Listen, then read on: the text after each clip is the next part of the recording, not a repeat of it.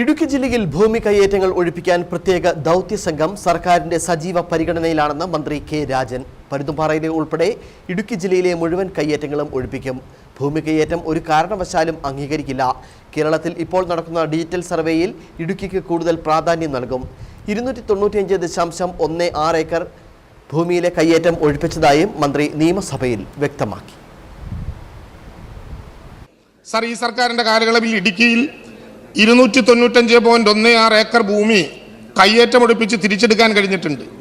ആനവരട്ടി വില്ലേജിലെ 224 ഏക്കർ വരുന്ന നെല്ലിത്താനം എസ്റ്റേറ്റ് ഉൾപ്പെട്ടിട്ടുള്ളതും ആയത് സംരക്ഷിക്കാനായി പ്ലാന്റേഷൻ കോർപ്പറേഷനെ ഇപ്പോൾ ചുമതലപ്പെടുത്തുകയും ചെയ്തിട്ടുണ്ട്. സർ, ഡിജിറ്റൽ റീസർവേ കഴിയുമ്പോൾ ഭൂമിയുടെ കൃത്യമായ ഉടമസ്ഥതയും കൈവശവും കണ്ടെത്താനാകും. സർവേന്റെ ബൗണ്ടറീസ് ആക്ട് പ്രകാരം സർക്കാർ ഭൂമി കൃത്യമായി കണ്ടെത്തി അതിർത്തിക്കല്ലുകൾ സ്ഥാപിച്ച ശേഷമാണ് സ്വകാര്യ ഭൂമി സർവേ ചെയ്യുന്നത്. ഇതോടെ സർക്കാർ ഭൂമിക്ക് കൃത്യമായ രേഖയും കണക്കുകളും ഉണ്ടാകും. ഭൂസംരക്ഷണ നിയമപ്രകാരമുള്ള നടപടികൾ പാലിച്ച് മുഴുവൻ അനധികൃത കയ്യേറ്റക്കാരെയും ഒഴിപ്പിക്കും. ഇതിനായുള്ള പ്രത്യേക സംഘം സർക്കാരിന്റെ പരിഗണനയിലാണ്.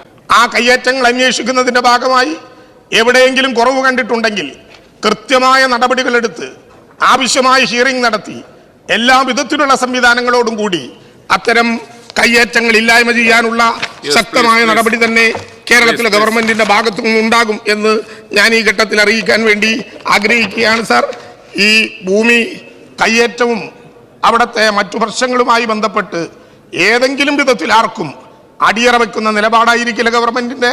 വളരെ ശക്തമായി പരുന്തുംപാറയിൽ ഇപ്പൊ പറഞ്ഞല്ലോ, അടിയന്തരമായി നിരോധനാജ്ഞ പ്രഖ്യാപിച്ചു. അവിടെ 15 പ്രത്യേക ഉദ്യോഗസ്ഥന്മാരുടെ ടീമിനെ നിശ്ചയിച്ചു. സബ് കളക്ടർ അതിന്റെ ലീഡറായി സർവേ വകുപ്പ് അന്വേഷണം നടത്തി. എല്ലാ ദിവസവും കളക്ടർ നേരിട്ട് നിരീക്ഷണം ഉണ്ടാക്കി. എല്ലാ ദിവസവും റവന്യൂ വകുപ്പ് മന്ത്രിക്ക് അതിന്റെ മറുപടി ലഭ്യമായി. അവിടെ പരുന്തുംപാറയിൽ അതന്വേഷണം നടത്തി തെറ്റായ വിധത്തിൽ വില്ലേജ് തന്നെ മാറ്റിയാണ് നടപടിക്രമങ്ങൾ നടത്തിയത്.